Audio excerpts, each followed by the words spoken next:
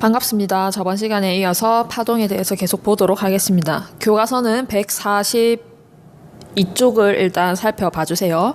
간단하게 저번 시간에 배운 내용을 복습을 해보면 파동을 통해서 볼 수 있는 그래프가 두 가지가 있었습니다. 첫 번째로는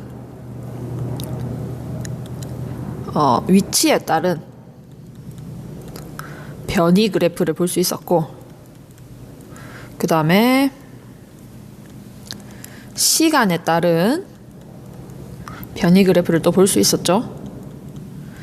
그래서 이거는 파동을 사진을 찍어서 그걸 그래프로 옮긴 거라고 생각하면 된다 했습니다. 그래서 파동의 각 위치에 따라서 파동의 높이가 어느 정도 되는지를 살펴보는 그래프였습니다.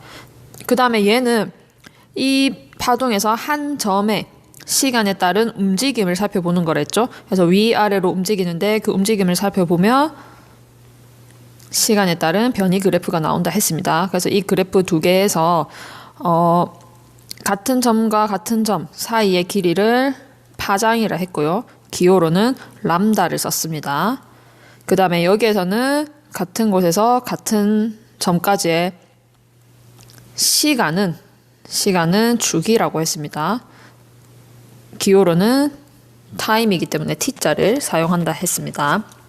그래서 물리에서는 항상 그래프를 볼 때 각 축이 뭘 뜻하는지를 꼭 유의해서 살펴보셔야 됩니다. 그래프에서는 항상 X축, Y축이 뭘 뜻하는지를 보고 그래프를 해석을 할 줄 알아야 됩니다.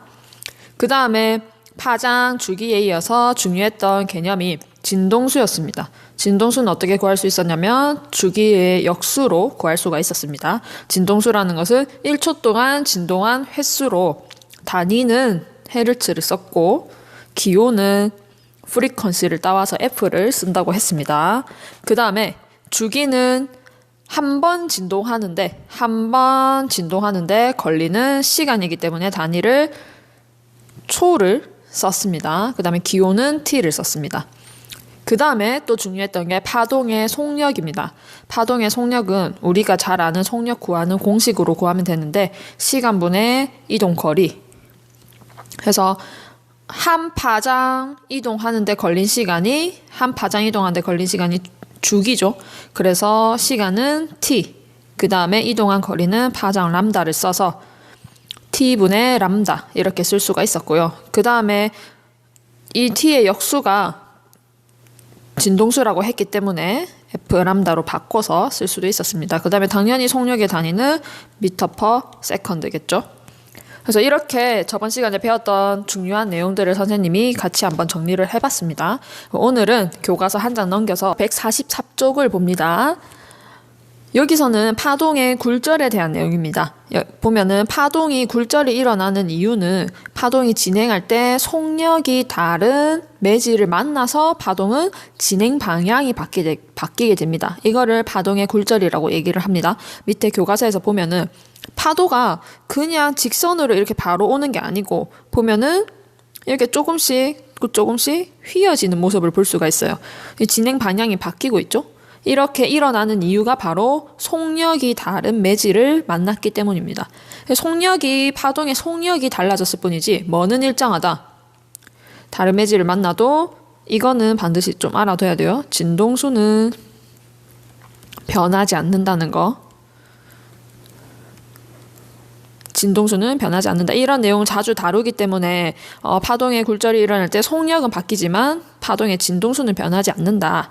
이 사실을 좀 반드시 기억을 해두세요. 그래서 교과서 밑에 보면은 이런 그림이 나와 있습니다. 이 그림은 옆에 파도 그림과 똑같아요. 파도의 면을 이 밝은 부분을 위로 볼록 튀어나온 거, 그 다음에 이 어두운 부분은 아래로 들어간 거.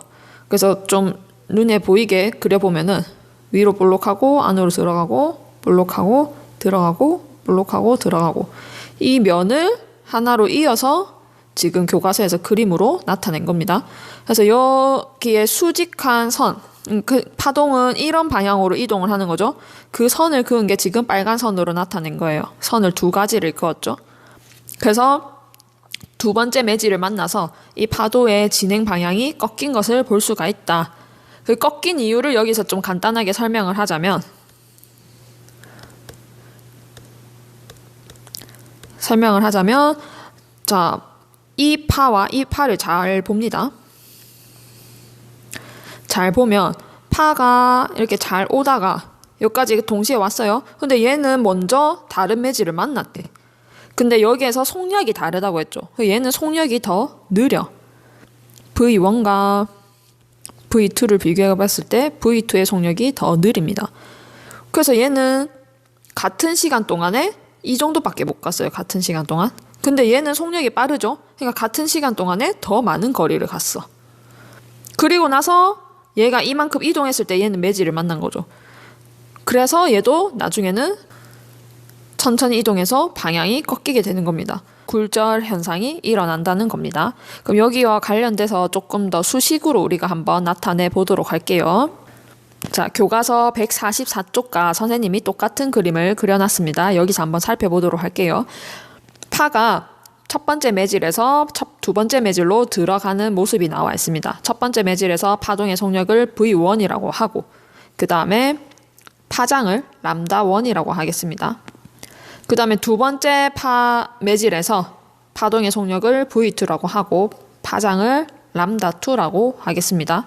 그러면 이렇게 파동이 굴절돼서 들어갈 때 이 굴절되는 각도와 그 다음에 입사되는 각도를 나타내는 각이 있습니다.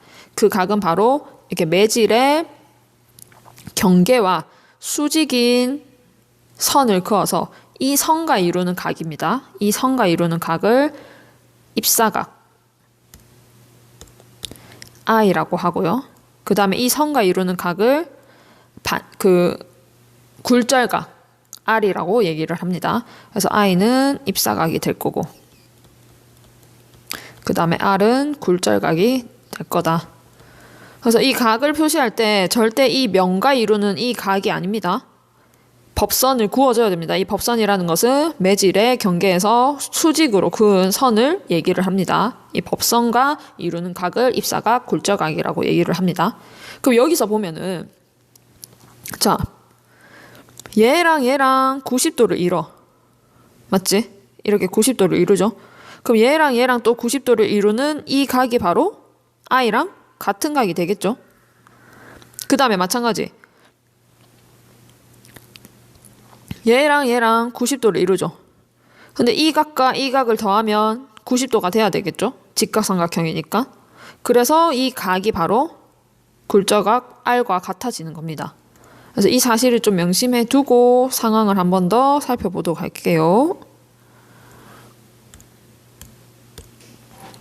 자, 그러면 지금 선생님이 궁금한 거는 뭐냐면 이 거리랑 이 거리의 비를 한번 볼 거야.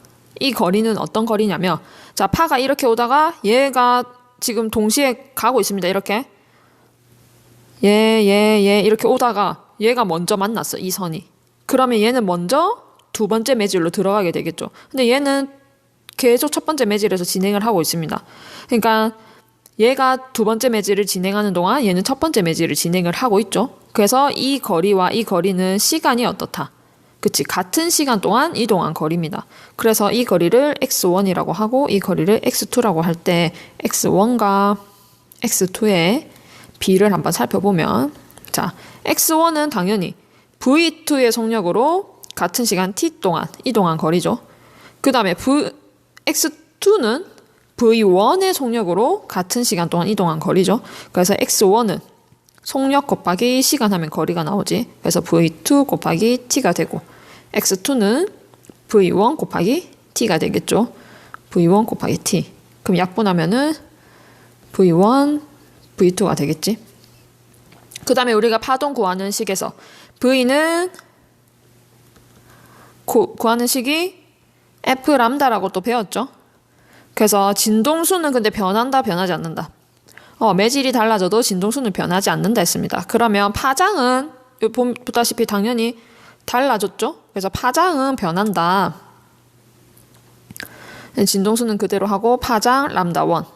그 다음에 진동수는 그대로 파장 람다2. 그러면 또 간편하게 쓰면 람다1, 람다2가 될 거고, 그 다음에 얘를 또 어떻게 x2, x1을 또 어떻게 표현을 할 수 있냐면 자, 이 거리를 L이라고 합시다. 자, sin i 하면 뭐가 돼? sin i 하면은 L분의 x2가 되죠. 그 다음에 sin r 하면 L분의 x1이 되죠. 그래서 이건 또 어떻게 표현을 할 수 있냐면 x1은 결국엔 L sin r이 되겠죠. 그 다음에 x2는 L sin i가 되겠죠. 그래서 이거를 또 각으로 표시하면은 sin i, sin r 이렇게 나타낼 수 있다. 됐습니까? 그 다음에 또 속력에서 또 보면은 우리가 교과서 145쪽에 보면 나와 있습니다. 굴절률 해서 나와 있죠. 자, 굴절률은 진공에서의 빛의 속력 얼마입니까? C죠. 진공에서의 빛의 속력과 매질에서의 빛의 속력. 자, 매질에 들어가면 당연히 빛의 속력이 어떻게 되겠어? 자, 매질이라는 것은 물이 될 수도 있고 뭐 유리가 될 수도 있고 뭐 여러 가지 액체 물질이 될 수 있겠죠. 진공보다 당연히 빛의 속력이 느려지겠죠. 그 느려짐 B를 우리는 굴절률이라고 합니다. 그래서 빛의 속력에다가 이 매질에서의 속력을 나누신 게 굴절률 N이 됩니다. 그래서 여기 굴절률을 한번 보면은 진공에서는 굴절률이 1이야. 근데 공기에서는 진공보다는 조금 더 값이 들어간 1.0003이고요. 그 다음에 물은 1.33, 에탄올 36. 그 다음에 가장 굴절률이 높은 게 다이아몬드죠. 다이아몬드는 2.42. 이 다이아몬드는 굴절률이 높기 때문에 또 나타나는 현상이 있습니다. 이거는 다음 시간에 보도록 하고요. 그래서 굴절률은 진공에서의 속력과 매질에서 속력의 비를 나타낸다. 그러니까 N은 C 나누기 V다. 그럼 여기서 보면은 자, 만약에 얘의 굴절률을 N1이라고 한다. 얘의 굴절률을 N2라고 한다. 이렇게 표현을 할 수 있겠죠. 그러면 N1은 어떻게 나타낼 수 있느냐? N1은 C에다가 V1을 나눠준 값이 될 거고요. 그 다음에 N2는 C에다가 V2를 나눠준 값이 되겠죠. 그러면 V1은 결국엔 N1에다가 C 나눠준 값, 그 다음에 V2는 C 나누기 N2 이렇게 표현을 할 수 있겠죠. 그래서 이 식에서 또 표현을 할 수 있는 게 V1은 C에다가 N1을 나눠주고 V2는 C에다가 N2를 나눠주기 때문에 C 약분시키면 N2 나누기 N1으로 표현을 할 수 있게 됩니다. 그래서 여러분들이 여기서 봐야 되는 식이 뭐냐면 자, 이 식과 속력, 파장, 굴절률 이 네 가지 식은 좀 잘 나오기 때문에 이 식들은 기억을 해둬야 됩니다. 한 번 더 적어보면은 입사각 나누기 굴절각의 이 B는 입사되는 매질의 속력에다가 그 다음에 굴절된 매질의 속력, 그 다음에 입사된 매질의 파장에다가 굴절되는 매질의 파장. 그 다음에 여기는 전부 다 이 매질에서의 파장과 속력, 그 다음에 각도입니다. 근데 이 뭐라죠? 근데